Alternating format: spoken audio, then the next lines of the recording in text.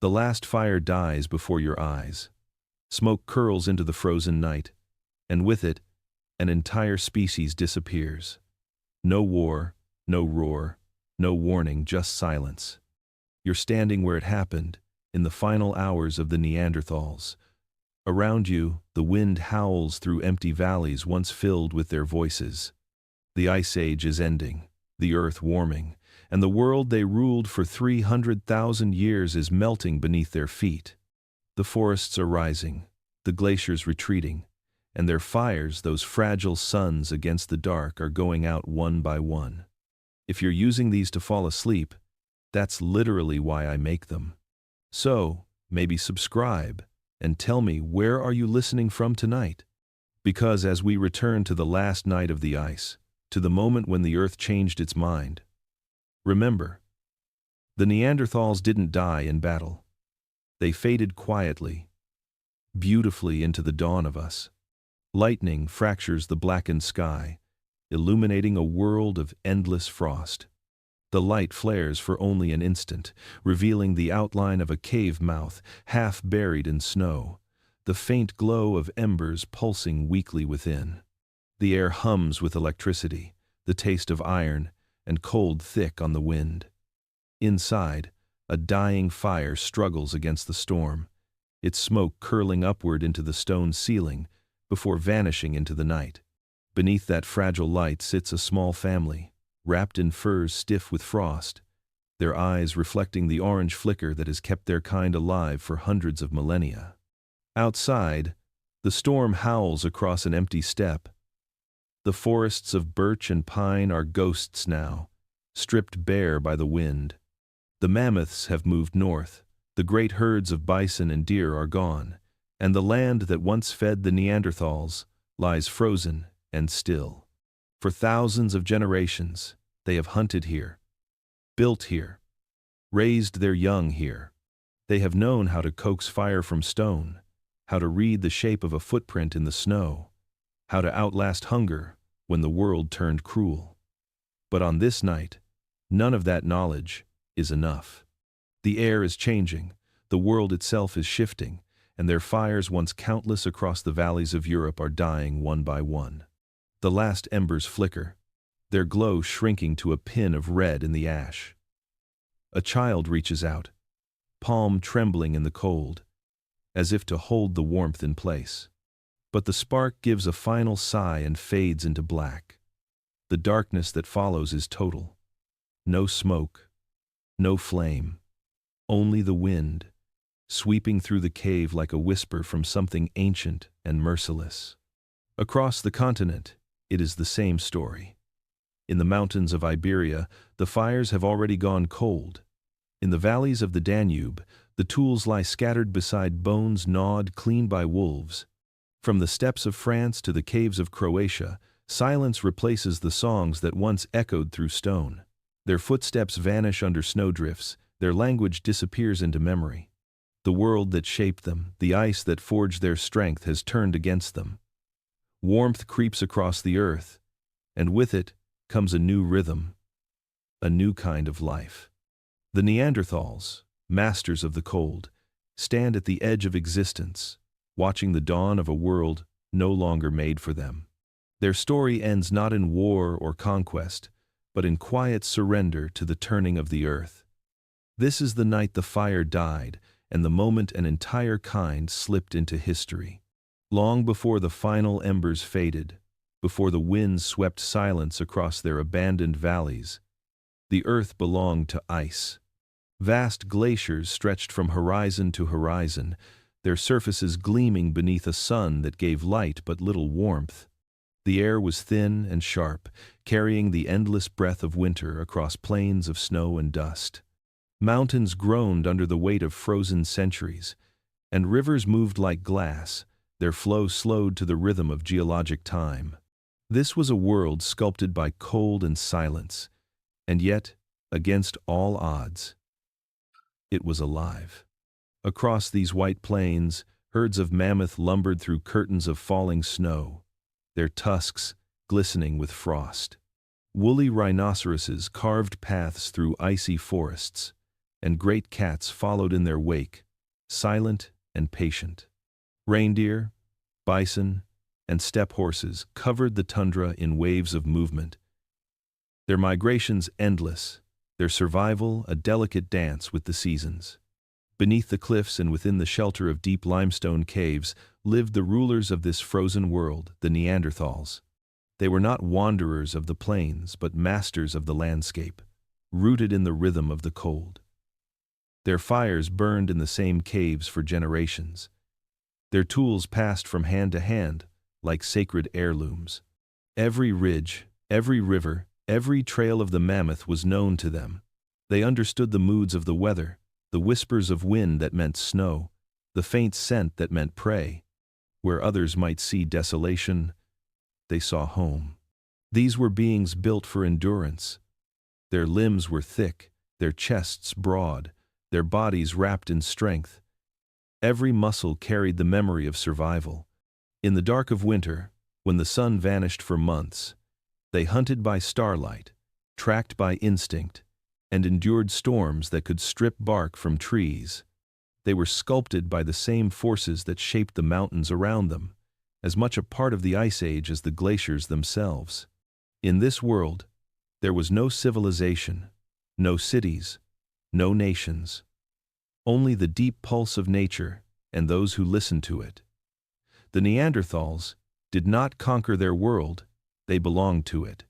Every breath they took was drawn from the same frozen wind that swept the mammoth plains. Every fire they built was a heartbeat in the endless cold. For more than 300,000 years, they thrived here, through drought and ice, through hunger and plenty. Long before their fires faded, they were the guardians of an age that few will ever imagine, a time when humanity's oldest cousins stood unchallenged beneath a sky of eternal winter in the land before the silence. They were creatures of endurance, born from the marrow of the earth itself. Every line of their bodies carried the signature of survival.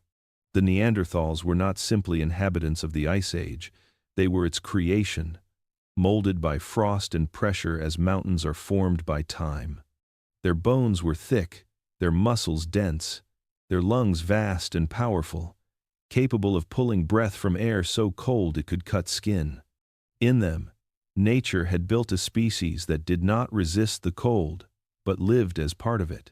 To live in this world meant to exist in constant tension between hunger and endurance. Food was never guaranteed. The great herds of mammoth, bison, and reindeer moved with the rhythm of the seasons, sometimes vanishing for weeks into blizzards and darkness. Each hunt was a gamble with death. They carried spears tipped with flint and fire-hardened wood, the tools of persistence rather than power. They did not run their prey to exhaustion, as later hunters would. They waited, studied, stalked. Their survival depended on patience more than strength. In the caves that marked their territory, they left behind traces of their resilience. Fire pits ringed with stone, bones split open to reach the marrow, scrapers worn smooth by hands that shaped hides into warmth. Every artifact whispers the same truth. These were beings who had mastered the art of scarcity. Their fires were small because the wind was cruel, their shelters low because the snow was deep. And yet from these limitations, they built a world of quiet genius. Even their bodies spoke the language of adaptation. Their short limbs conserved heat. Their wide noses warmed each breath before it reached the lungs. Their skin, hair, and metabolism adjusted to cold in ways that made their endurance seem almost elemental. Where others might have perished, the Neanderthals endured without complaint, part of the rhythm of ice and wind. The cold did not merely shape their bodies, it shaped their minds. To survive here required memory and foresight. They understood the cycles of animals, the moods of the weather, the subtle shift in light that meant a storm was coming. They watched the earth closely, and the earth, in turn, left its mark on them. For hundreds of thousands of years, they stood at the center of this frozen empire. They hunted its giants, slept beneath its auroras, and drank from its glacial streams. Theirs was a life without comfort but not without meaning. The Neanderthals were the stillness in the storm, the warmth in the cold, the living embodiment of an age defined by endurance. They did not survive the Ice Age, they were the Ice Age made flesh. In the age of endless winter, survival was not luck, it was craftsmanship. The Neanderthals lived in a world where skill was life, and their tools were the language through which they spoke to the earth itself. Along frozen rivers and beneath overhanging cliffs, they gathered flint, obsidian, and bone. Each fragment of stone carried potential, and from it, they shaped the future. With careful precision, they struck flakes from the core, each blow deliberate, each spark of stone a whisper of intelligence honed by generations. What remained in their hands were blades sharper than ivory, edges capable of cutting through hide, sinew, and time. These were not the crude implements of beasts, but the instruments of mastery. Scrapers, points, hand axes, all engineered for a specific rhythm of life. To cut meat from bone, to shave wood for spears, to prepare hides for warmth. Each was born from the mind of a craftsman who understood not only the function of his tool, but the nature of the world that demanded it. Their hands were both delicate and unyielding, the hands of those who had learned to outwit nature through creation. Fire was their second invention, their other language. It was not merely warmth, it was control over chaos. They coaxed it from the spark of flint and the breath of patience, feeding it twigs, bark, and dried grass until it came alive.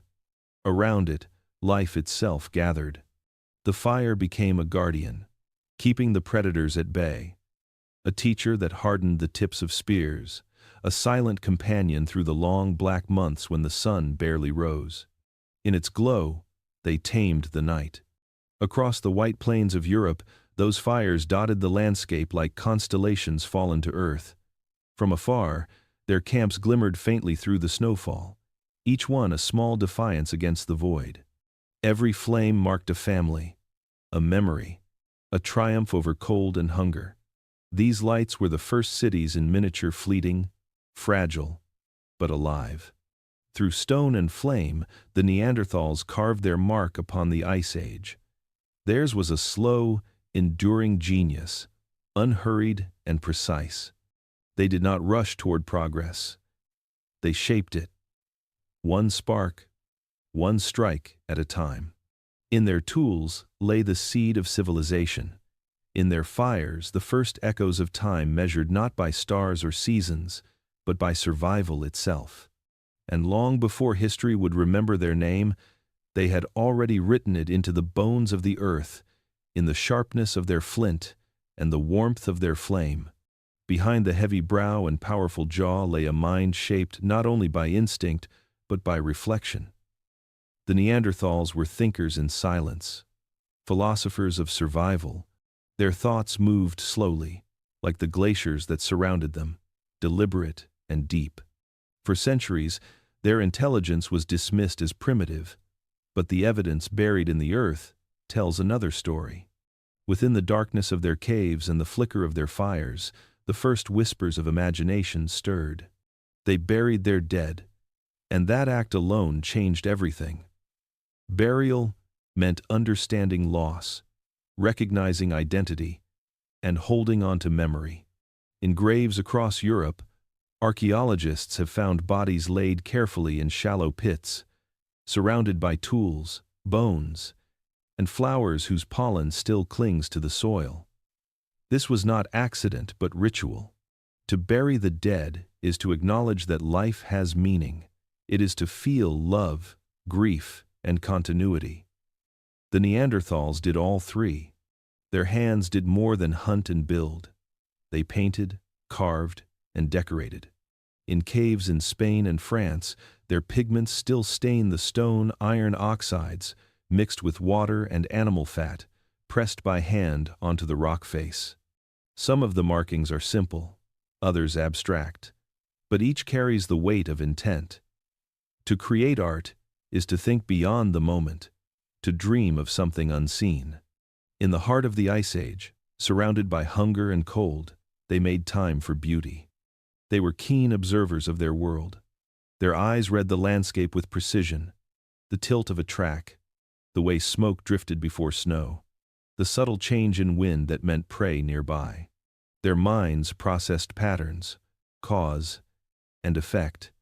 They learned not through luck, but through memory, each generation carrying forward the lessons of the last. They taught their young to strike flint, to tend flame, to navigate valleys by the shape of the mountains. Their knowledge was not written, but it endured in every motion of their lives. They were capable of empathy, of understanding another's pain and comfort. In their bones lie signs of care, the healed fractures, the aged survivors who lived long after injuries that should have killed them. This means they looked after one another, tended the wounded, and protected the weak. In a world that gave no mercy, they practiced compassion. Behind those sloping brows burned a mind both ancient and familiar. Theirs was not the brilliance of invention, but the brilliance of endurance, of seeing the world not as an enemy but as something to be understood.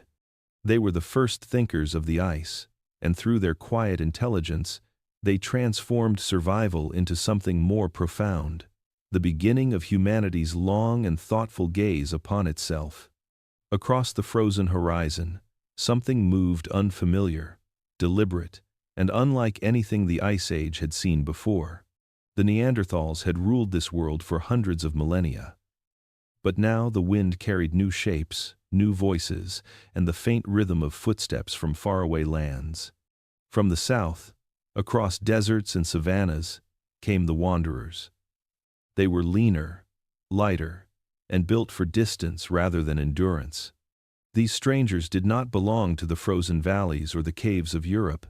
They came from warmer skies, from places where the sun had never learned restraint.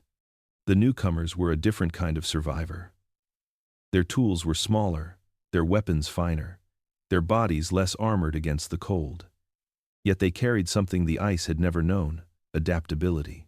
They could cross forests and grasslands, mountains and coasts, their curiosity unbound by climate. Where the Neanderthals moved with the rhythm of the seasons, these travelers moved with purpose, following rivers, stars, and the promise of untouched lands. They did not simply endure the world, they explored it. As they spread northward, the earth itself began to shift. The climate grew unstable, swinging between deep freezes and brief thaws. The once familiar patterns of the Ice Age began to falter. The strangers, with their restless feet and quick hands, thrived in this uncertainty. They hunted differently, thought differently, lived differently. Their flint blades were delicate but deadly. Their spears, lighter and longer, could be thrown across distance rather than used up close. Theirs was a strategy of movement, not endurance. The meeting of these two species was not a sudden clash but a slow unfolding. For generations, the Neanderthals had looked across the valleys and seen only themselves reflected in the ice. Now the reflection had changed. The plains whispered with the sounds of new language, new footsteps. For the first time, they were not alone. The world that had once seemed eternal was changing shape. The glaciers still ruled the north, but in the south, the wind carried new scents, the smell of grass, of smoke, of migration. The Neanderthals, bound to their familiar territories, watched the horizon shift beneath them. The arrival of these wanderers marked the beginning of a transformation that would ripple across continents. They did not yet know it, but two branches of humanity were about to share the same world. The ice had forged one kind of strength in the Neanderthals: endurance, memory, stability. The plains had forged another in the newcomers: agility, curiosity, and the will to move ever forward. Their meeting would not be a moment of triumph or tragedy. It would be the collision of two different ways of surviving. two answers to the same ancient question whispered by the wind of the Ice Age. How does life endure when the world keeps changing? Across the frozen plains, where the bones of mammoths lay scattered like monuments of another age, two kinds of humanity finally crossed paths. It was not a meeting marked by conquest or war, but by quiet curiosity. The Ice Age had shaped the Neanderthals into masters of endurance, bound to the rhythm of the seasons, their lives measured by the migration of herds and the return of winter. The newcomers who appeared upon the horizon were different. They came from the warmer lands of the south, their faces smooth, their bodies built for movement, their eyes filled with the light of exploration. When these two lineages met, it was as though two separate worlds had brushed against one another for the first time in history. Each carried its own wisdom, its own vision of survival. The Neanderthals understood the stillness of the earth, the patience of the hunt, and the sacred bond of fire. The newcomers carried the pulse of expansion, the drive to adapt and innovate.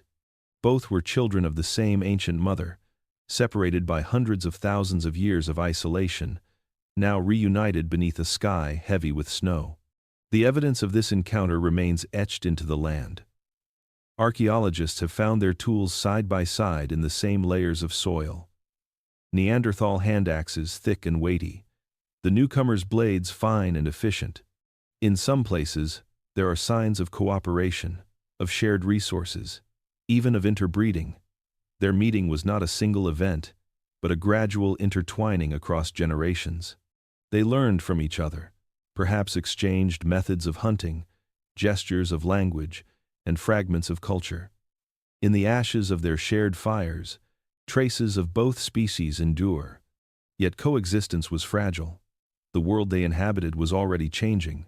The climate grew unstable, food scarce, and competition unavoidable.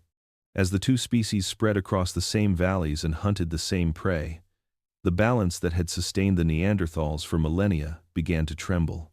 Still, this moment, this crossing of paths, was one of the most profound in the history of life on Earth. In the silence of the Ice Age night, one kind of human saw another for the first time. They were not enemies yet, nor were they allies. They were mirrors, each recognizing something ancient and familiar in the other, and something profoundly different. The Neanderthals, forged in frost and memory, stood face to face with those who would one day inherit the changing world. And though neither could know it, that meeting marked the beginning of an ending, the first quiet ripple in the long thaw of their dominion over the earth. For a brief and fragile season, there was peace. The cold world that had so often demanded isolation now allowed something new to take root. Two kinds of humans stood beneath the same sky, not as enemies, but as wanderers, sharing warmth against the same endless winter. The Ice Age, indifferent and vast, watched as flint changed hands and fire was shared. In the glow of that flame, a quiet miracle unfolded. The meeting of minds, separated by ages of evolution, yet drawn together by the universal language of survival.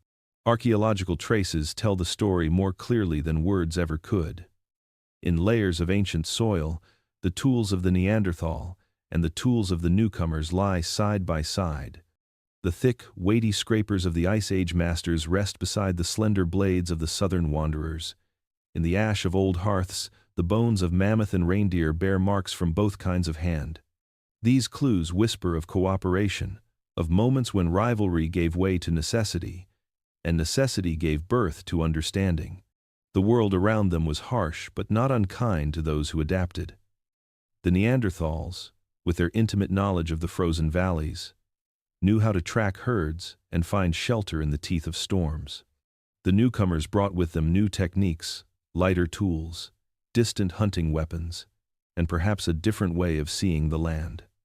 Together, they reshaped what it meant to live through the ice.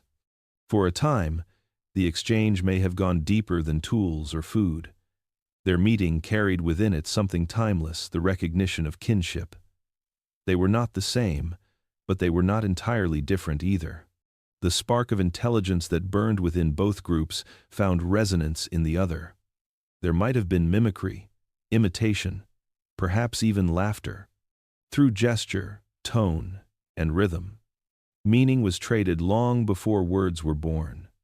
The ice listened, and for a fleeting moment, humanity existed in harmony with itself. This union was not eternal, but it left traces that would echo through the ages. Genetic evidence today reveals that the two species did not simply meet, they mingled. Their bloodlines intertwined, leaving behind fragments of memory carried silently in descendants who would inherit the world. It was a moment when survival became shared, when the walls of difference melted in the warmth of firelight. That brief peace did not last. The earth was shifting once again, its cold breath giving way to instability, its balance trembling. Yet for that moment in deep time, under the vast silence of a frozen sky, two branches of humanity sat before the same flame. And in that shared light, the Ice Age glowed not with conflict, but with connection. The Ice Age was never a merciful era. Even in its moments of fragile balance, survival depended on the constant rhythm of migration, on the return of the herds that carried life across the frozen plains. But now that rhythm had begun to falter. The air grew sharper, the snow heavier, and the great herds, the mammoths, the reindeer, the steppe bison drifted farther and farther away. The Neanderthals, once the undisputed masters of this cold kingdom, found themselves staring into a horizon stripped bare. What had once been a landscape of abundance was becoming a wasteland of silence. This was the beginning of the winter of hunger. It did not arrive with violence or sudden catastrophe, but with a slow and merciless stillness. Across the valleys and caves of Europe, the fires that had once burned bright began to burn low. Smoke still rose, but it carried with it the scent of desperation, bones cracked open to reach the marrow, roots pulled from frozen soil, the bitter remains of what little the world had left to give. Every snowfall made the forests quieter. Every sunrise revealed fewer tracks in the white. The Neanderthals' world was shrinking. The newcomers who had arrived from the south felt the same hunger. They, too, followed the herds. They, too, watched the skies for signs of thaw. But where the Neanderthals were creatures of constancy, bound to familiar valleys and ancient hunting grounds, the newcomers were wanderers. They moved with speed and adaptability, traveling light, chasing opportunity. When prey grew scarce, they went farther. When the land froze, they waited for it to change. To the ice, both species were simply competitors, drawn to the same dwindling prize. There was no war between them, no great battle, no clash of armies. The conflict was quieter, written in absence and hunger. A herd that once fed one band now fed two. A valley that once held a single fire now held two, then one again. The Neanderthals had the strength, the endurance, the memory of generations. But the newcomers had flexibility, and in a changing world, flexibility was power. The Neanderthals hunted close, relying on strength and proximity. Their spears were meant for distance measured in heartbeats, not horizons. The newcomers' weapons flew farther, their strategies spread wider. In a land of scarcity, such differences decided who ate and who starved. As the years passed, the pattern repeated. Seasons shortened, storms lengthened, and the cold became unpredictable. The Neanderthals' small groups, isolated by geography and tradition, struggled to maintain contact with one another. Populations that had endured for thousands of years began to fracture. The ice no longer followed its familiar rhythm, it shifted, melted, froze again. A cycle that confused even those who had mastered its language. The world they had been made for was changing, and it was leaving them behind. The evidence of their struggle remains buried in the earth. The bones from this period tell of malnutrition, of lean years when growth slowed and bodies weakened. The tools of their craft became cruder, less abundant, as time and exhaustion took their toll. Even the caves that had once been sanctuaries became tombs of silence. The hunters were still there, but their world was fading around them, grain by grain, flake by flake. The winter of hunger was not only a season, it was an era. It stretched for centuries, wearing down the endurance of an entire species. And in that endless cold, where the fire grew small and the herds vanished into white horizons, the Neanderthals began to fade from dominance. The newcomers, restless and relentless, would carry the torch forward. But for those who had ruled the ice for 300,000 years, the snow no longer promised survival. It promised an ending written not in violence, but in hunger and quiet disappearance. The edge of the world is not a line drawn on a map. It is a feeling, the moment when the land you once knew begins to betray you. When the wind shifts, and the seasons no longer obey their old rhythms. For the Neanderthals, that edge was closing in from every direction. The valleys that had cradled their ancestors for centuries were no longer safe.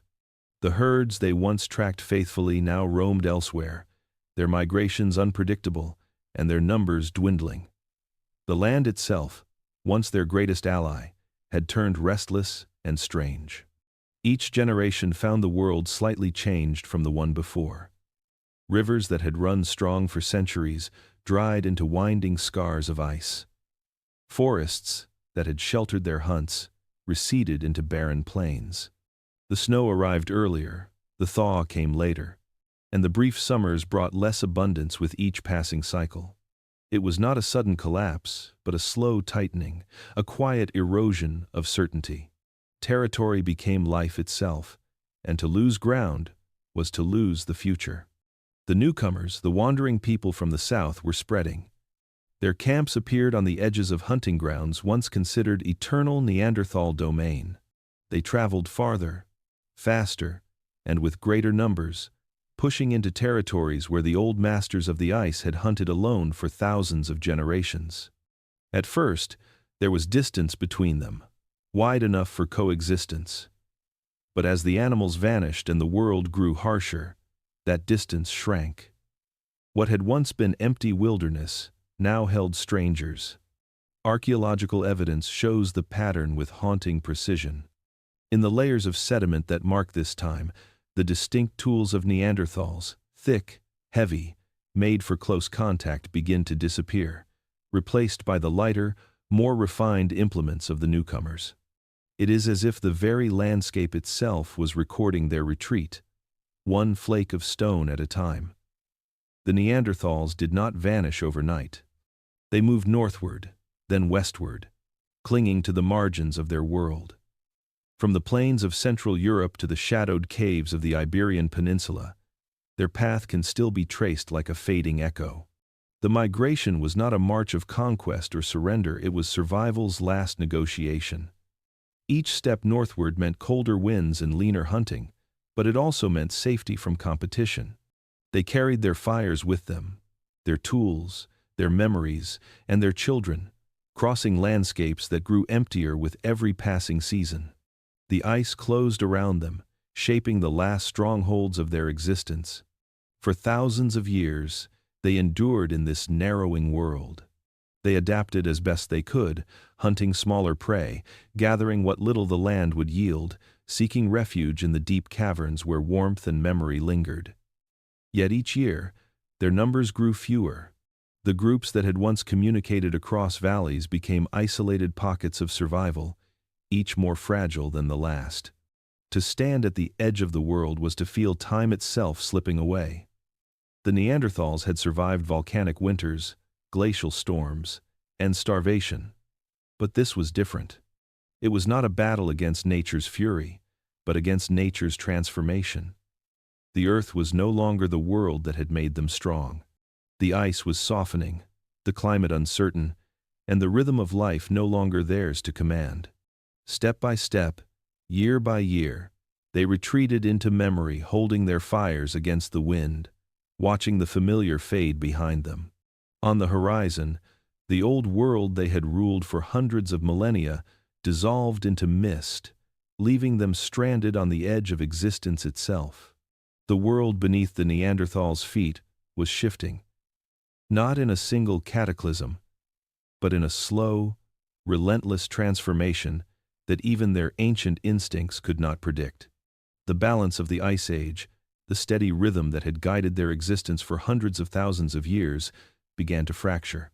The Earth itself was tilting, its great cycles of orbit and rotation altering the reach of sunlight and the heartbeat of the seasons. What had once been an empire of cold was beginning to melt. The sky, once steel-gray and constant, grew restless. Storms raged longer, rains fell harder, and across the vast plains of Europe, the snow no longer came when it was expected. The air felt wrong, heavy with moisture and warmth. The Ice Age had trained life to move with precision, to anticipate the cold and the hunger it brought. But now the familiar patterns failed. Frost retreated where it should have remained, and rivers swelled beyond their banks, devouring the grasslands where mammoths and bison once grazed. In other regions, heat struck suddenly, burning forests that had stood untouched for centuries. Fire and flood alternated with each passing decade, leaving behind landscapes unrecognizable even to the creatures that had ruled them. The Neanderthals, born of the frost, found themselves stranded in a world they no longer understood. Their bodies were sculpted for endurance in the cold, their rhythms synchronized with the ice and wind. But this new Earth demanded flexibility, a trait that had favored the newcomers who now followed the changing climates with ease. The Neanderthals, bound to their ancient valleys and caves, faced a silent crisis. The soil changed beneath them, the prey they relied on moved farther away, and the tools that had served them for generations seemed inadequate in a world where even the seasons could no longer be trusted. Across the geological record, this period leaves scars. Layers of sediment show evidence of violent floods, of sudden warming followed by renewed freezes, of volcanic ash settling across meadows that once fed the herds. It was a time when nature itself seemed unstable, when each sunrise might bring an unfamiliar world. The animals that had defined the Ice Age adapted or vanished. Some fled north in pursuit of colder air. Others died in their thousands, their bones entombed in mud and meltwater. For the Neanderthals, every shift in the wind carried the weight of uncertainty. Fire became both a blessing and a warning. The forests that burned filled the skies with smoke, blotting out the stars and painting the sunsets in red and gold. Yet fire also offered survival. It drove away predators and brought warmth to lands that no longer froze as before. But the balance was fragile, and the line between life and ruin thinner than ever. The Neanderthals could endure cold, but they could not outlast chaos. To them, the world must have seemed alive in a new and dangerous way. The mountains trembled with thawing ice, the rivers raged with melted snow, and the plains where they once hunted grew wild with unfamiliar growth. Their homeland, built on stability and endurance, was dissolving into movement and unpredictability. The cracking sky marked more than a change of weather. It was the beginning of a new era, a subtle but unstoppable transformation of the planet's climate. For the Neanderthals, it meant the end of certainty. The Earth that had shaped them was evolving, and though they still stood strong beneath the storm, the ground itself was already preparing to forget them. Across the ancient continent, the ice retreated not with violence but with silence. The great glaciers pulled back into the north, leaving behind a scarred landscape of rivers, valleys, and lonely plains. In the deep recesses of the land, where cliffs folded into shadow, the last Neanderthal fires still flickered. They no longer blazed with confidence as they once had. Now the flames trembled weakly against the draft of widening cold, fighting for air and memory. What had once been a thriving network of tribes across Europe had thinned to scattered pockets of endurance. Small family bands, isolated by distance and time, clung to survival in the remnants of a world that no longer belonged to them. The valleys that had once echoed with the laughter of the hunt and the rhythm of stone striking stone now held only quiet. Their caves, once the heartbeat of civilization in the Ice Age, were shrinking islands of life, surrounded by an ocean of change. Food grew scarce. The herds that had sustained them, reindeer, bison, mammoths, migrated toward the colder edges of the north, following climates the Neanderthals could not reach. In their absence, smaller prey remained, but not enough to sustain their strength. The hunters returned from the plains with less each year, and the fires burned dimmer as energy waned. Hunger left its mark in the bones of their children, whose growth slowed and whose cries weakened. Their once robust bodies, built for endurance and power, began to thin under the relentless press of scarcity. The cold itself was no longer their greatest enemy. The true threat was isolation. Each group, once connected to others by trails and trade, was now alone, separated by hundreds of miles of wilderness. The great networks of kinship that had once shared knowledge, tools, and lifelines had disintegrated. In their place remained only memories carried by the old stories that grew shorter as words began to vanish from their tongues. Language, too, began to fade. Without exchange between bands, the richness of speech eroded. Simple words replaced complex meaning, and the rhythm of communication slowed. What had once been vibrant storytelling by the fire turned into murmurs, whispers, carried more by tone than by structure. Their songs, if they still sang, grew quieter, until the only sound left was the crackle of the fire and the wind moving through the cave mouth. Archaeological traces from this twilight era tell of a people fighting extinction not through violence, but through exhaustion. The number of tools decreases, hearths grow smaller, burials become fewer. The evidence of art and ritual that once adorned their caves diminishes, as though imagination itself were dimming with the light. Even the pigment stains on stone, those ancient marks of creativity, fade to nothing. Still, they endured. The Neanderthals had survived ice ages before, had outlasted disasters and scarcity beyond imagining. But this time, endurance was not enough. The world itself had turned unfamiliar. The climate that had once given them purpose now favored others. The newcomers, adaptable, restless, unbound by geography, spread farther into the lands that the Neanderthals could no longer hold. In these final generations, fire became more than warmth. It became remembrance. Each flicker was a thread, connecting them to the millions who had come before. Each ember held the echo of a world where their kind had ruled without rival. And as the flames burned lower, so too did the memory of that dominion. The forgotten fires of the Neanderthals were not simply extinguished by the wind. They were surrendered, one by one, to the slow drift of time. The last of them would not know they were the last. They would only know that the nights had grown longer, the hunts harder, and the voices fewer. And when the final fire collapsed into ash, it did what memory always does. It scattered into the wind and was carried away, leaving behind only silence. The long night had begun. Across the fading Ice Age world, the caves that once pulsed with warmth and life were turning into tombs. Ash settled thick over the stone floors, where fires had burned for generations. Charred bones, cracked tools, and footprints frozen in clay became the only witnesses to what had been.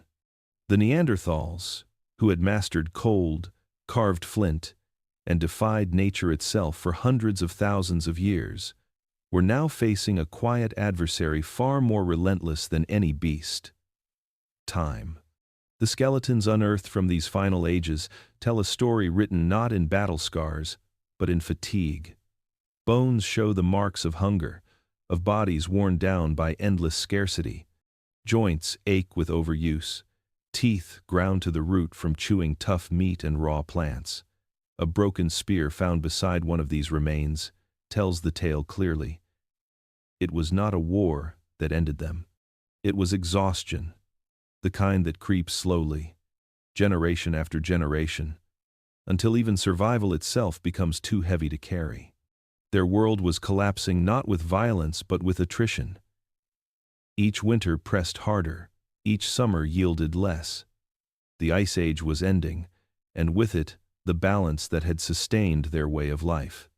The glaciers, once their shield and their ally, retreated toward the poles, flooding valleys and reshaping the terrain they had known for millennia. Forests spread where open plains had been, and the animals they depended on disappeared into those new woods, or vanished altogether. The great herds that had once thundered across the steppes now wandered far from reach, following climates that the Neanderthals could no longer endure. In their place came stillness. The caves, once alive with movement, grew empty. The wind, once broken by the walls of their dwellings, echoed through abandoned hollows. The smell of smoke and cooked meat faded from the air. The silence of extinction began long before the last of them was gone. The few who remained endured because endurance was all they had ever known. They continued to hunt when prey was scarce, to light fires when the wood was wet, to raise children in a world that no longer answered their needs. Yet even these acts of defiance were becoming rituals of memory rather than survival.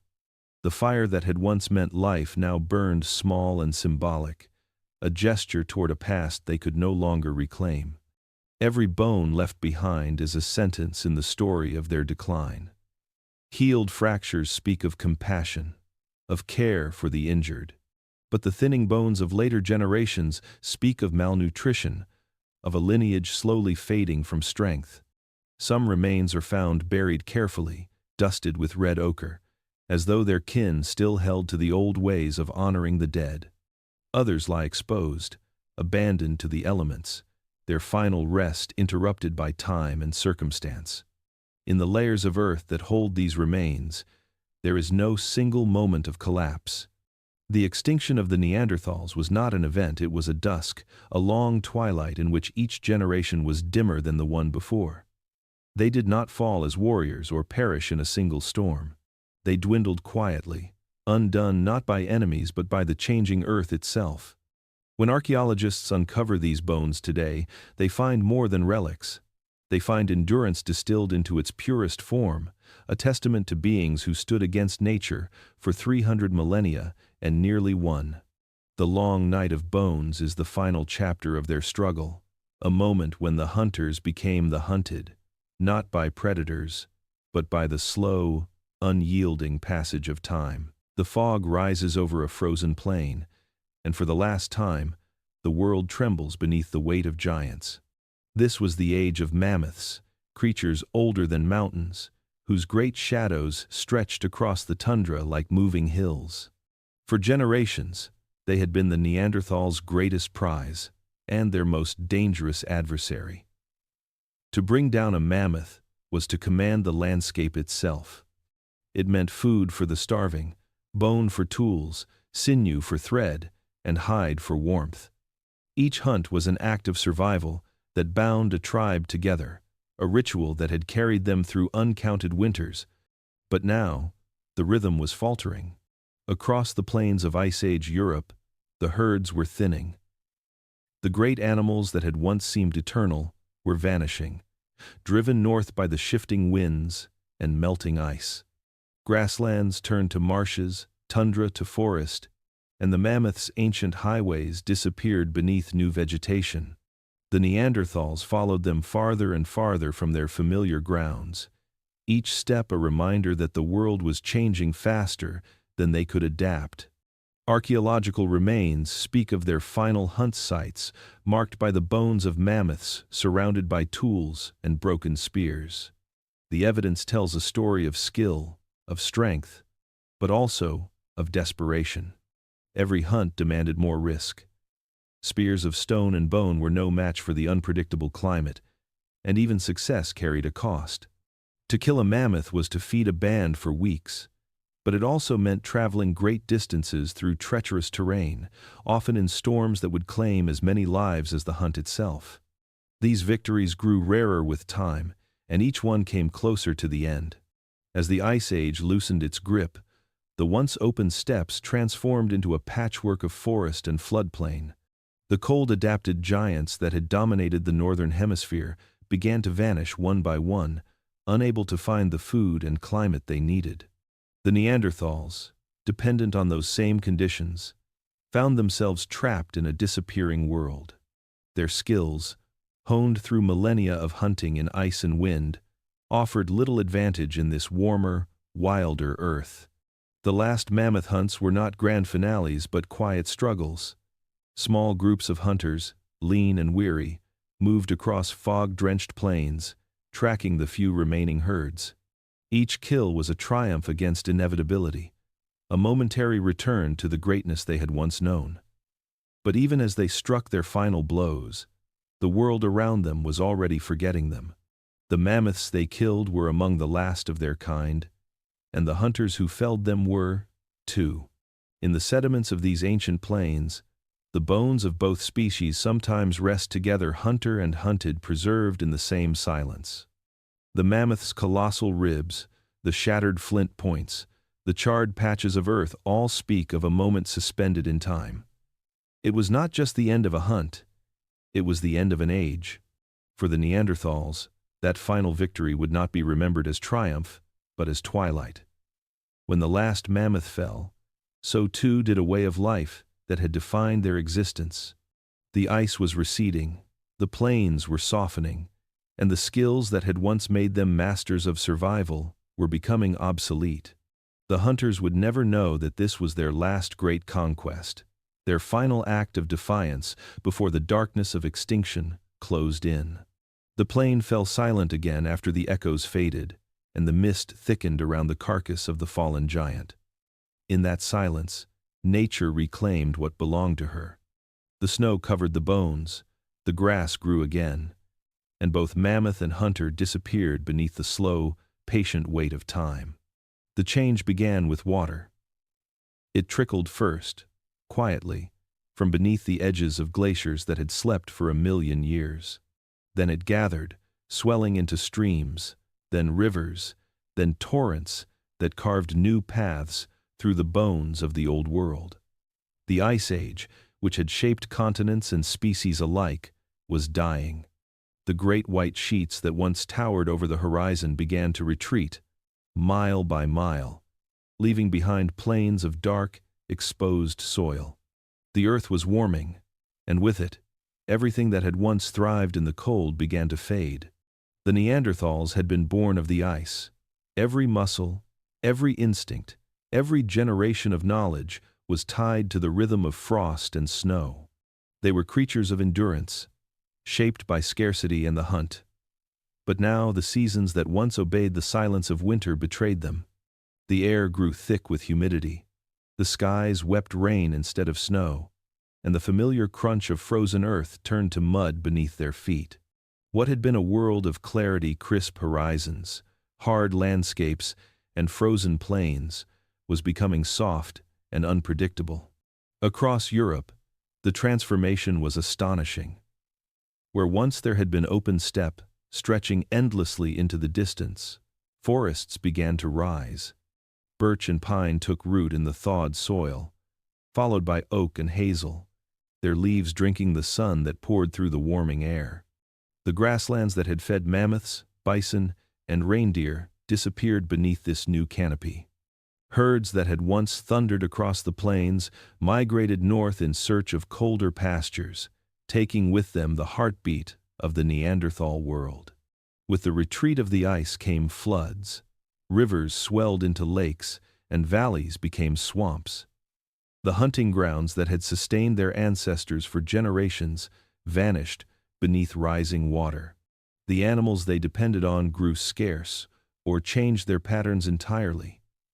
New species appeared smaller, quicker, adapted to the forest, but these were creatures the Neanderthals had never hunted. Their tools, built for heavy work and close pursuit, were ill-suited for this new world of shadows and trees. The Ice Age hunters, once masters of open ground, found themselves hemmed in by vegetation that muffled sound and obscured sight. The warmth also brought sickness. Insects flourished in the damp air, carrying diseases to which the Neanderthals had no defense. Rot and decay spread through the forests, and even the air felt heavy and strange. The climate that had once given them strength now smothered them slowly, stealing away the cold clarity that had defined their existence. To survive meant adaptation, but adaptation demands time, and time was slipping away.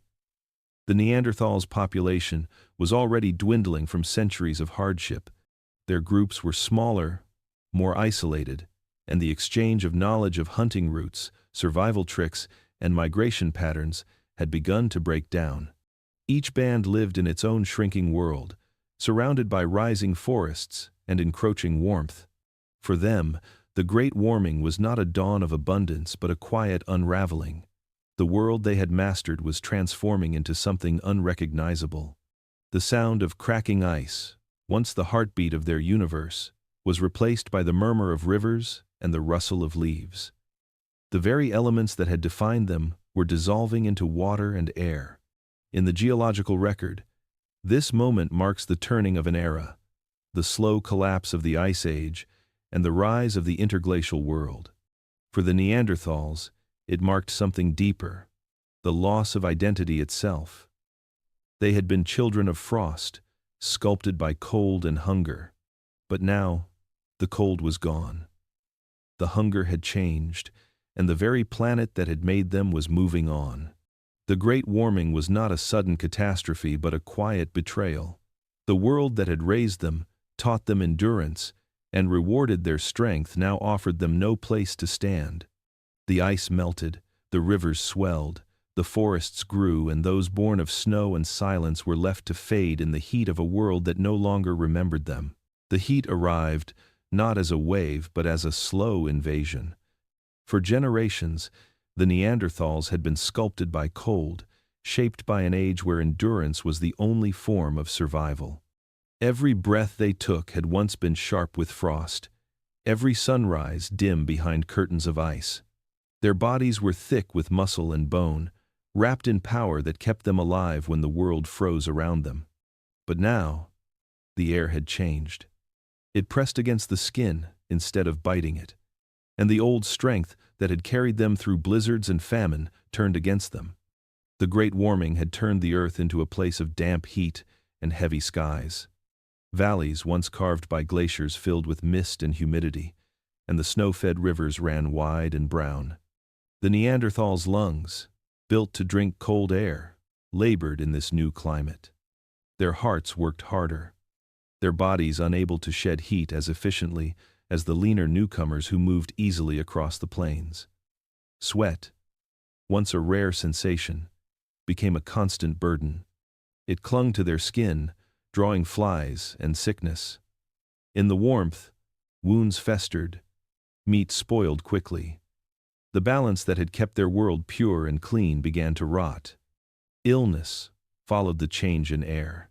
The insects that thrived in the new wetlands carried diseases unknown to the frozen world. Each bite brought fever. The Neanderthals had no immunity to these invaders, no memory of how to fight them.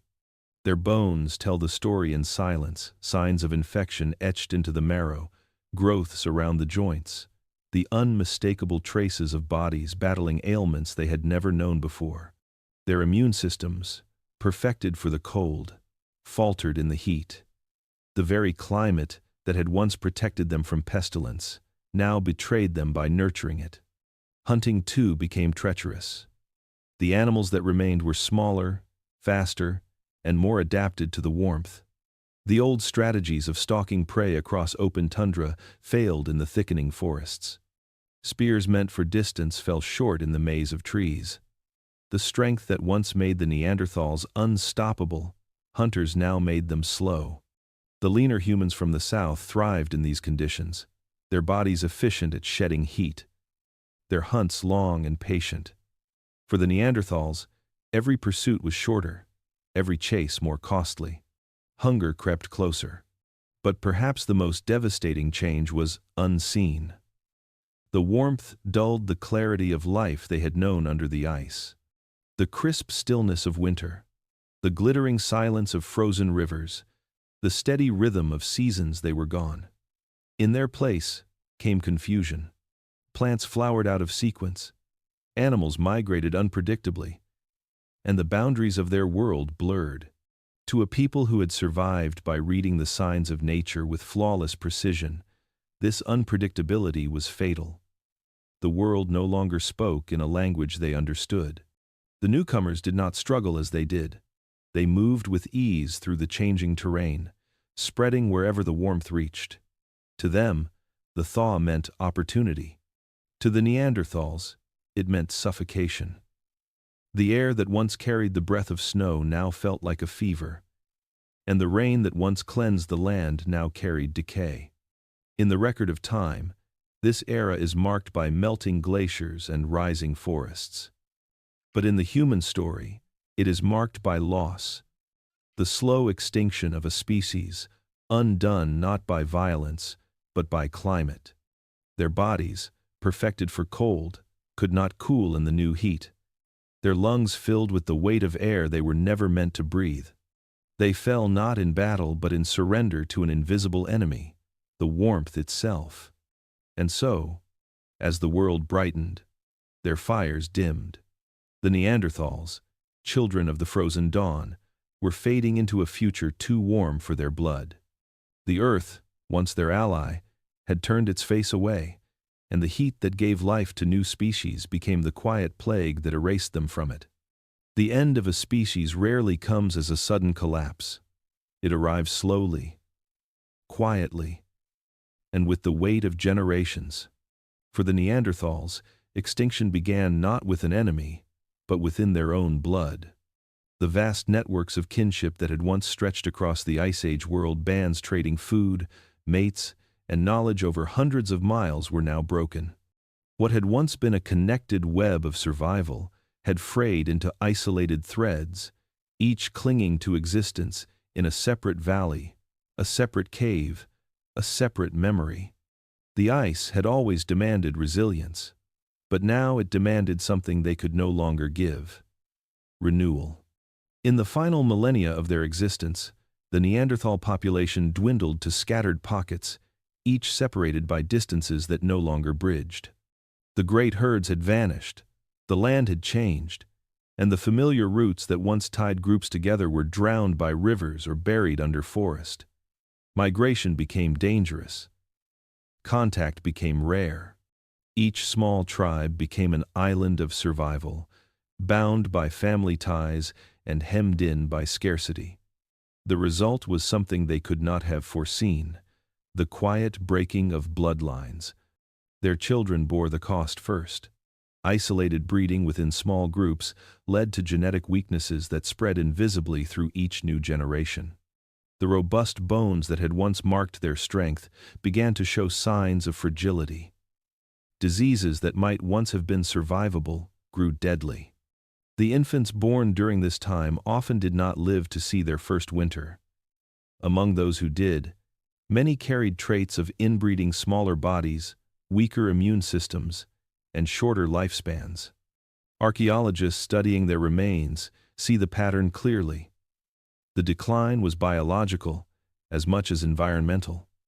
Their very blood, once their anchor, had turned against them. But the breaking of bloodlines was not only physical, it was cultural. Each isolated group began to lose fragments of what made them human. Without contact, there was no exchange of stories, no sharing of discoveries, no renewal of ideas. Tools grew simpler. The diversity of design that once marked their ingenuity faded into uniformity. The language of survival, passed down through countless generations, began to erode as fewer voices remained to speak it. What had once been a chorus of life across continents was reduced to scattered whispers carried on the wind. Death became an ever-present companion. In the bones found from this period, signs of old injuries appear unhealed, hinting that there were no longer enough hands to care for the wounded. Graves became fewer, suggesting that even the rituals of burial, acts of compassion and remembrance, were being lost. In some regions, the archaeological record falls silent entirely, as if entire families had simply walked into the wilderness and never returned. The population that had once numbered in the tens of thousands fell to mere hundreds, then fewer. The newcomers continued to spread, their numbers growing as the Neanderthals shrank. Where the two species had once met as equals, now the balance was gone. The Neanderthals' last refuge was not just geographic but genetic, a dwindling inheritance trapped in bodies that could no longer sustain it. The cycle of life had slowed to a near stop. Birth became rare, death familiar, and time itself began to run thin. In the story of life on Earth, extinction is never a single event but a gradual unraveling. For the Neanderthals, that unraveling happened in their blood, in the quiet narrowing of their family lines, in the fading of their songs and the thinning of their kind. The great hunters of the Ice Age, who had once shaped tools from stone and fire from flint, were now being erased not by battle or by nature's rage, but by the slow mathematics of isolation. The blood that had carried their legacy across millennia was breaking, and with it, so too was their place in the story of the living world. Along the ancient riverbeds of Europe, the traces of a vanished people once pressed into the mud. Broad feet shaped for balance in rough terrain left imprints in the soft earth beside the water. Each step was a record of movement, of purpose, of life continuing against all odds. But over time, the rain came, seasons of storm followed by years of thaw, until the riverbanks that had once carried their tracks dissolved grain by grain.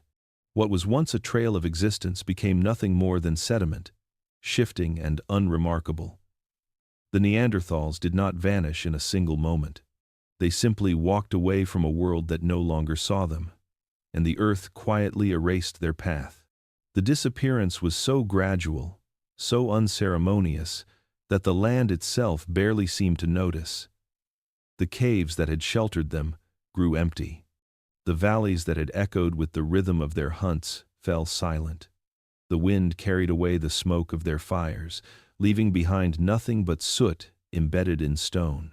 There were no last stands, no final cries of defiance, only a slow retreat into memory. Their extinction was not a tragedy played out on a grand stage, but a quiet fading into the background of a changing planet. For centuries, small bands had persisted in remote corners of the continent. In the forests of the Pyrenees, in the caves of Gibraltar, in the river valleys of Central Europe, a few families continued the rituals of life their ancestors had perfected over hundreds of millennia. They still hunted, still made tools, still kindled fire, yet the world around them was shifting beyond recognition. The great plains that once belonged to them now teemed with forests. The animals they depended on had moved north or died out. The newcomers, lean, adaptive, and ever-spreading, occupied the best lands and followed the changing climate with ease. The Neanderthals' final footprints, scattered across Europe's sedimentary layers, are among the most haunting records in the history of life. They capture a moment between survival and extinction, where humanity itself hung in the balance. In these shallow depressions, pressed into the earth and preserved for thousands of years, we see not the marks of beasts, but of thinking beings, parents walking with children, hunters moving in lines, survivors leaving traces of their final migrations. Yet each step carried them closer to disappearance. In the geological record, their fading presence is unmistakable. Fossil layers that once teem with their tools and bones suddenly thin out, replaced by the remnants of others. The hearths that once burned with their fires are left cold, overlaid with sediments of younger times. Even the pigments they once mixed, the ochres, the ashes, the markings on cave walls, are overtaken by newer hands. Their story becomes harder to trace, not because it ends abruptly, but because it is slowly buried beneath the weight of time. No chronicler witnessed their final days, no voice recorded the moment when the last of them walked along a riverbank and left behind the final mark of their passing. The world simply continued. Rain fell, rivers changed course, forests spread, and the faint impressions of their existence softened into earth. For thousands of years, those tracks slept beneath soil and stone, waiting for someone to rediscover them. Today, When archaeologists uncover those ancient footprints, they reveal more than evidence of movement. They uncover the last echoes of a vanished humanity, a reminder that even the strongest can fade quietly when the world changes too fast. The Neanderthals' story ends not in conflict, but in erosion, in the steady washing away of presence, until nothing remains but silence. No one saw the moment when the final track disappeared. The earth turned, the rain fell, and one kind of human simply walked out of history, leaving behind only the faintest trace of their passing, destined to be washed away like footprints in the tide.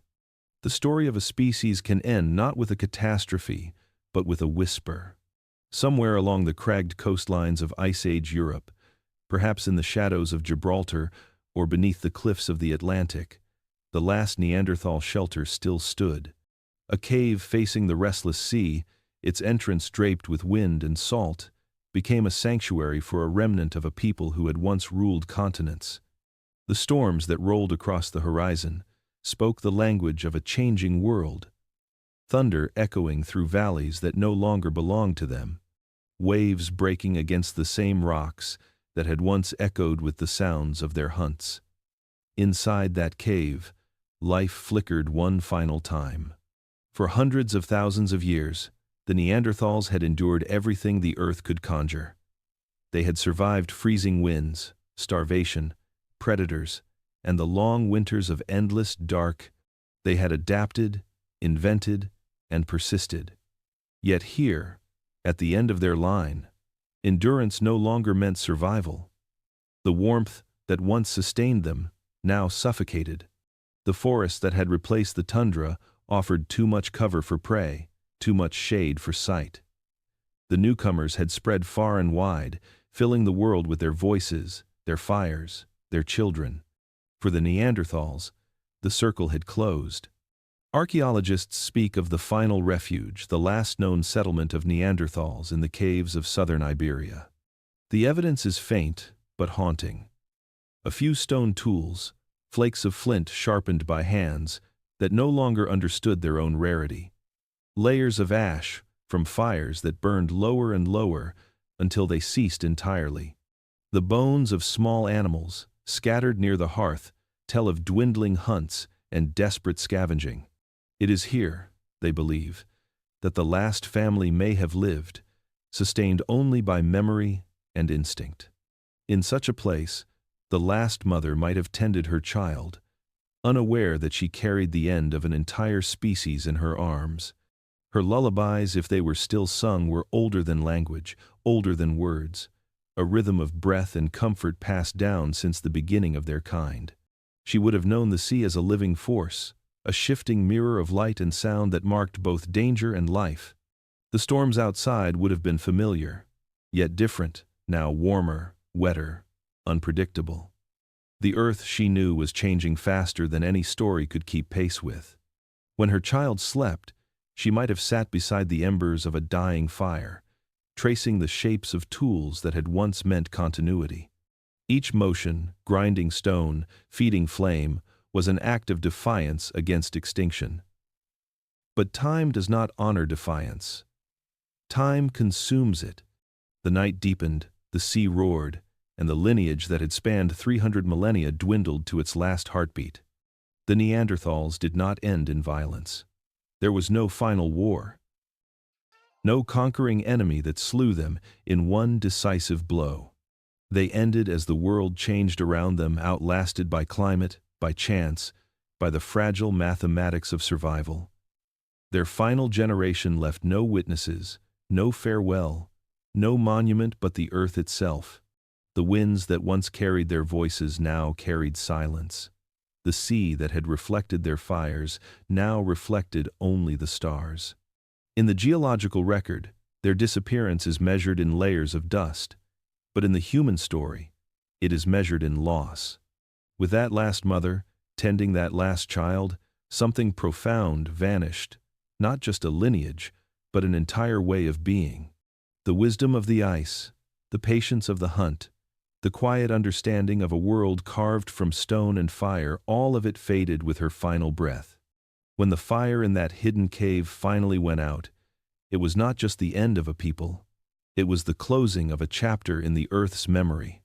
The tide rose, the cave filled with darkness, and the sea carried the echoes of the last mother's song into eternity. When the last of the Neanderthals vanished, the world did not pause to mourn them. There were no witnesses to their final moments, no voices to mark the passing of an entire species. The Earth simply continued its long turning. The glaciers, once vast and immovable, began their retreat toward the poles. Valleys that had echoed with the crack of flint and the hum of life grew silent. The wind that had once howled through endless tundra softened, and the heavy frost that had blanketed Europe for millennia melted into rivers that carved new paths through the land. The ice age that had given birth to the Neanderthals was ending, and with its passing, the world that had shaped them was erased. In the centuries that followed, the transformation of the planet was immense. Where the ground had once been hard and unyielding, forests rose slowly at first, then with unstoppable vigor. Pines gave way to oaks and birches, their roots piercing the soil where once the Neanderthals had knelt to strike their flints. Grasslands that had stretched to the horizon, filled with wild flowers and saplings. The air, once dry and sharp, thickened with moisture, and the cry of winter wind was replaced by birdsong. Nature reclaimed every trace of their existence. Caves that had held their fires grew damp and dark again, the smoke-stained ceilings fading beneath layers of mineral bloom. The tools they had crafted from stone, the bones they had carved into needles and blades, were swallowed by soil and time. The bones of the Neanderthals themselves sank deeper into the earth. Many were ground to dust by the slow shifting of the land. Others were sealed in limestone and mud, sleeping beneath forests that would one day rise above them. Their remains carried no names, no markers, no legacy but the quiet persistence of matter returning to the earth from which it came. What had once been the story of a species became part of the geological record, scattered across a continent that no longer remembered their breath. And yet, in their absence, the earth flourished. The warming continued, and new life filled the void. Herds of deer and wild horses grazed the new meadows. Streams glittered with fish that had not existed when the ice ruled the north. The newcomers, the modern humans who had shared the world with the Neanderthals for a brief and fragile moment, spread across the lands they left behind. They built their own fires in the same caves, hunted the same rivers, and walked unknowingly over the buried traces of their kin. To the earth, it was as though nothing had changed. Species rise and fall, mountains erode and form again. But to history, something irreplaceable was gone. The Neanderthals had been more than survivors. They had been artists, caretakers, thinkers, and engineers of their age. They had known the patterns of the wind, the migrations of beasts, and the language of the stars. Their extinction marked not just the loss of a people, but the fading of an entire worldview, a way of existing that was intimately woven into the rhythms of the natural world. The world without them grew warmer, louder, more crowded. The silence they left behind filled with new voices and new fires, but the old harmony between life and land was lost. For 300,000 years, they had lived without conquest, without empires, without walls.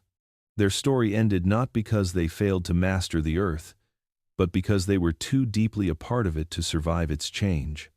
Now their presence lingers only in fragments, a tooth in a cave wall, a handprint in ochre, a few strands of ancient DNA carried silently in the veins of their distant relatives. Everything else, their laughter, their wisdom, their fires, has been taken by the wind. The glaciers have melted, the forests have grown tall, and the earth, as it always does, has forgotten their names. For thousands of years after the last Neanderthal fire went out, the earth held its breath. The traces of their existence lay hidden beneath layers of soil, sealed in silence. Wind and rain swept across the land, erasing the final footprints from the valleys where they had once walked. Forests grew thick over their hunting grounds, rivers changed their courses, and the last bones of the Ice Age people sank deeper into the mud. Only the stone endured. The tools they had crafted from flint and quartzite, those small fragments of intellect and survival, remained as echoes of hands long turned to dust.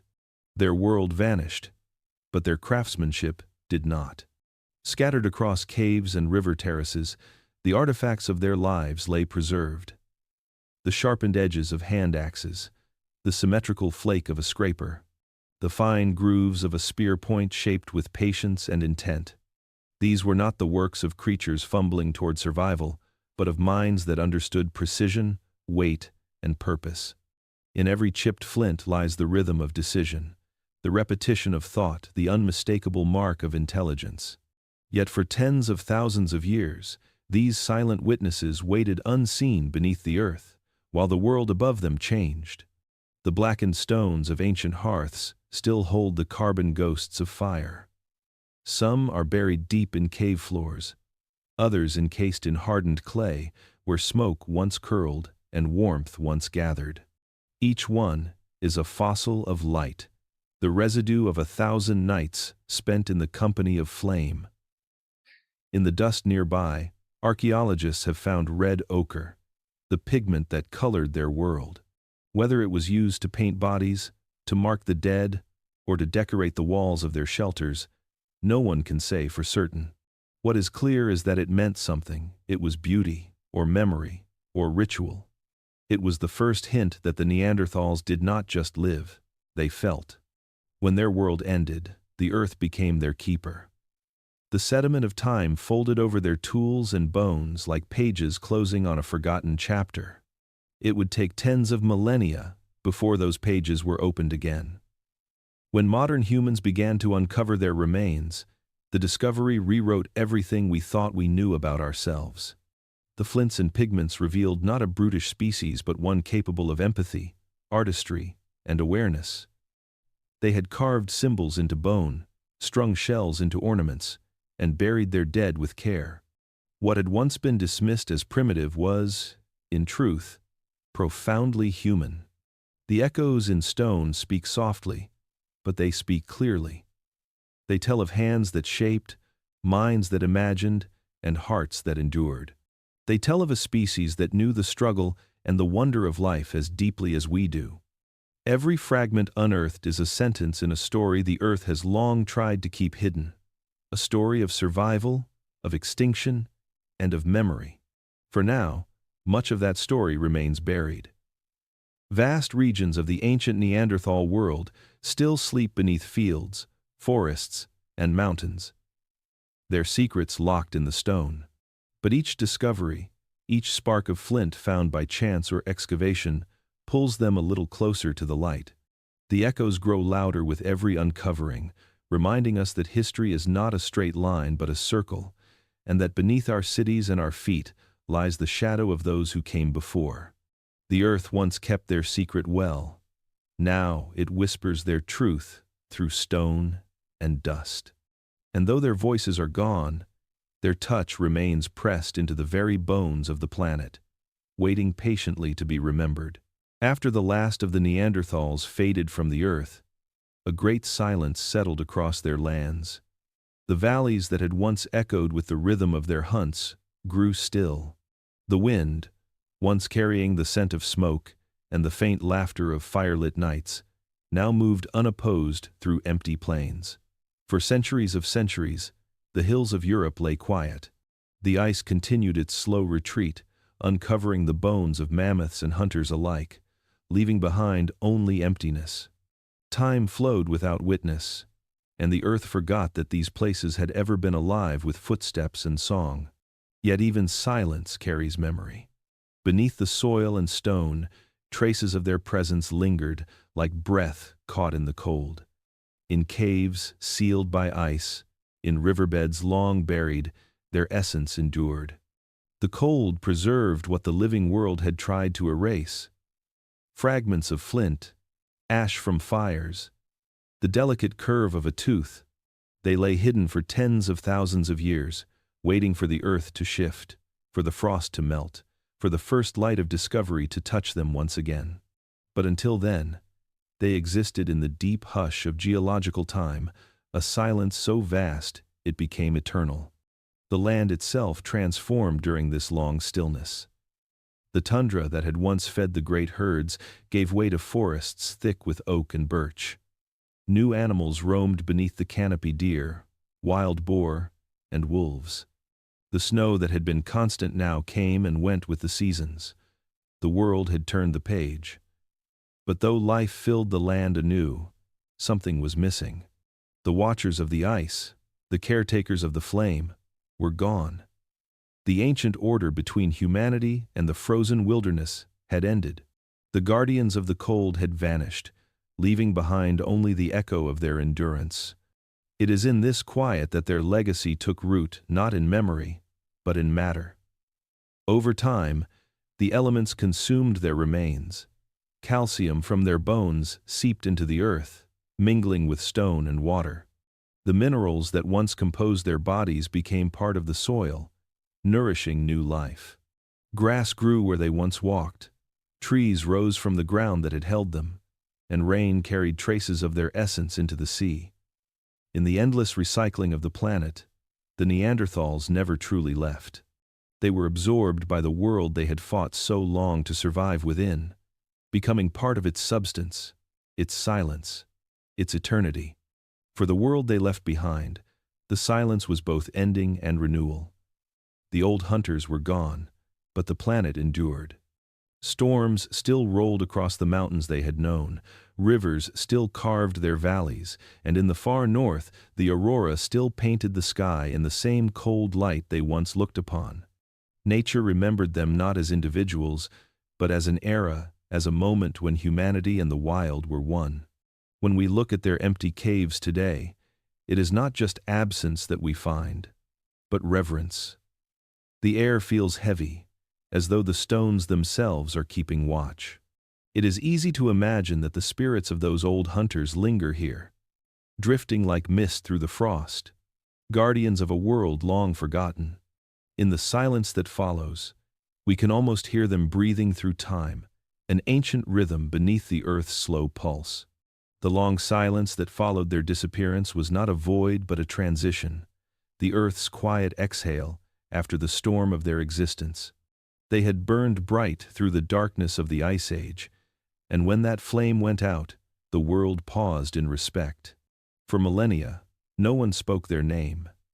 But the hills still remembered, and in the whisper of wind across stone, their story continued. The end of the Neanderthals was not written in violence, nor in conquest. It was written in the quiet, in the slow rhythm of a planet that shifted beneath their feet. They had endured everything: the hunger, the frost, the endless winters, and yet, when the world grew warm, it was warmth that betrayed them. There was no single moment of downfall, no final battle that sealed their fate. They did not fall by the blade, but by the clockwork of time itself. The earth simply turned, and in turning, it forgot them. As the Ice Age loosened its grip, the balance that had sustained their kind unraveled. The glaciers that had once been their fortress melted back into the sea, flooding the lowlands and changing the very shape of their homeland. Forests crept across the plains, sealing off the open spaces where they had hunted mammoth and bison. The rivers shifted course, erasing familiar trails, drowning the bones of generations beneath silt and sediment. The very climate that had created them now rendered them obsolete. They were built for endurance, not adaptation. Their strength, their heavy bodies, their lungs that once drew in frozen air like a furnace, all these had been advantages in the world of cold. But as the heat rose and the air thickened, their bodies became prisons.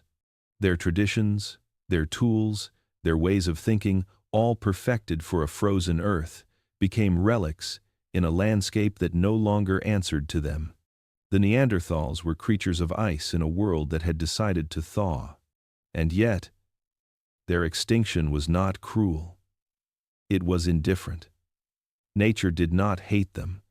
It simply moved on. Species rise, and species fall. Not from malice, but from change. The Neanderthals' fall was the cost of the planet's evolution, a quiet exchange written in wind and stone. When the warmth came, they resisted, as they always had. They hunted, they endured, they lit their fires. But fire, too, flickers before it fades. Each generation grew smaller, each winter harder, until one day, somewhere in the silence of a forest or the shadow of a cave, the last ember went cold. When that final fire died, the earth did not notice. The sun rose as it always had. The rivers kept flowing. The mountains stood silent. But for the first time in 300,000 years, there were no Neanderthals to watch the dawn. The ice mourned in silence, its cold breath lingering like a ghost over the valleys they once called home. What remains of them now lies scattered flakes of stone, fragments of bone, whispers in our DNA. In the marrow of modern humanity, pieces of them endure. Their blood did not vanish completely. It flowed into ours, hidden but eternal. When we look into fire, when we walk beneath stars, when we shape tools or cradle children, some quiet part of them still breathes through us. The dark truth of their extinction is that there was no villain, no victory, no sudden end. It was the slow, inevitable passing of an age. The earth turned, the climate shifted, and the world simply changed its mind. The Neanderthals did not lose to another species. They were undone by the planet that had once loved them, and when their fires went out, the ice itself seemed to grieve, holding its silence a little longer before letting go.